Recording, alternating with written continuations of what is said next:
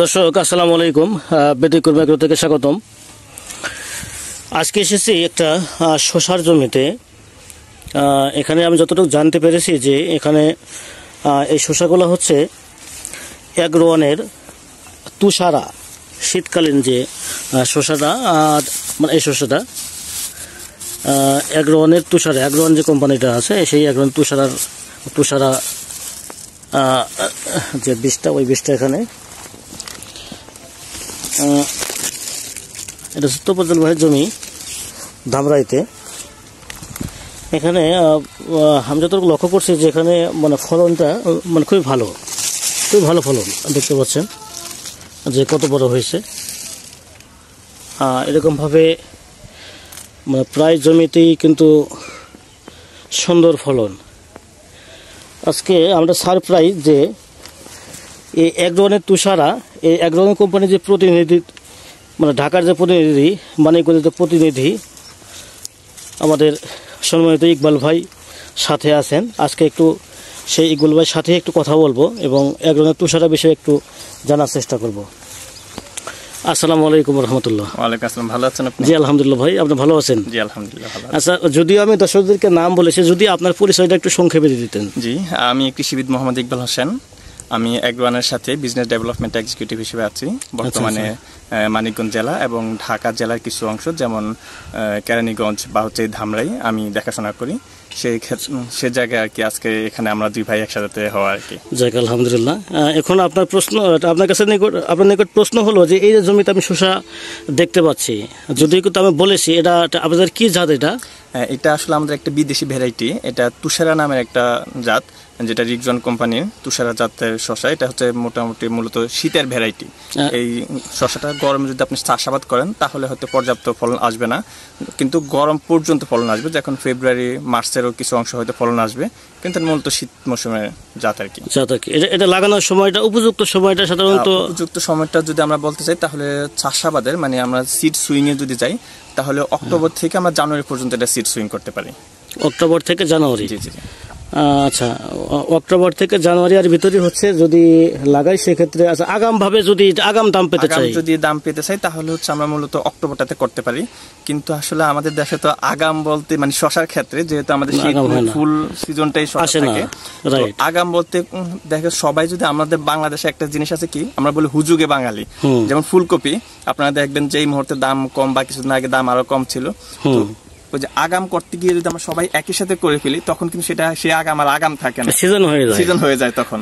আমরা আসলে একটু রিসার্চ করে নিতে হবে বা হচ্ছে একটু দেখে নিতে হবে যে আসলে মানুষ কোন সময়টা লাগাচ্ছে। যদি সবাই আগামে লাগায় তাহলে আমরা আগামে লাগাবো না, একটু লেটে লাগাবো বা সিজন লাগাবো। এটা হচ্ছে ডিপেন্ড করে এরিয়া টু এরিয়া। আবার আগে বেশি শুধু লাগালেই হবে না, আবার ফলনটা আসছে কিনা সেটাও যে টাইমিংটা ব্যাপার। তো সেটা আগাম যদি লাগাতে চাই তাহলে অক্টোবর নভেম্বরটা হচ্ছে আমাদের আগাম আর কি। আচ্ছা, এটা মানে ফলনের বিষয়ে যদি একটু বলতেন যে ফলনটা কিরকম আসে, কিংবা আচ্ছা ফলনটা হচ্ছে প্রতি শতাংশে কিরকম আসতে পারে? শতাংশের চাইতে আমরা বেশি প্রায়োরিটি দেই গাছ প্রতি কতটা ফলন আসে। রাইট, গাছ প্রতি শতাংশ দেখা গেছে কেউ গাছ একটু বেশি দেয়, কেউ একটু কম দেয়, তো সেটার উপরে হচ্ছে ফলন কমে যায়। বাট আমরা যেটা করি ফলনের উপর ভিত্তি করে, গাছের উপর ভিত্তি করে ফলনটা আইডেন্টিফাই করি। তুষারা জাতের শসা প্রতিটা গাছে 7 থেকে 10 কেজি পর্যন্ত ফলন দেয়। 7 থেকে 10 কেজি পর্যন্ত, মাশাআল্লাহ। তাহলে তো ঠিক আছে। এখানে আমি দর্শক এখানে জমি দেখতে পাচ্ছি, এটা যে কতটুকু যে জমি আমি বলতে পারছি না, এবং কি পরিমাণ যে গাছ আছে তাও বলতে পারছি না।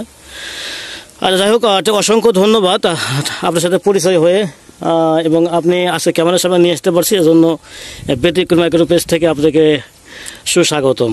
দর্শক আপনাদেরকে এগ্রোয়ানের পক্ষ থেকে অসংখ্য অসংখ্য ধন্যবাদ। অবশ্যই আমাদের সাথে থাকবেন, ব্যতিক্রম এগ্রোর সাথে থাকবেন এবং কি এগ্রোয়ানের সাথে থাকবেন। ধন্যবাদ আপনাদেরকে। ঠিক আছে, আপনাকে ধন্যবাদ।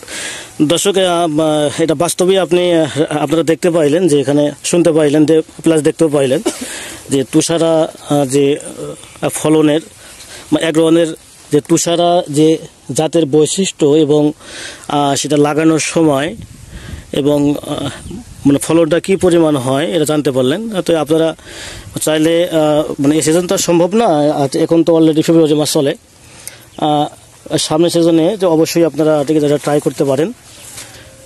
এবং মানে এখানে একটা জিনিস বলা বাধ্যতামূলক যে আপনারা ট্রাই করেন, বাট মালচিং ছাড়া না, মালচিং কিন্তু অবশ্যই করবেন, মালচিং ছাড়া করবেন না।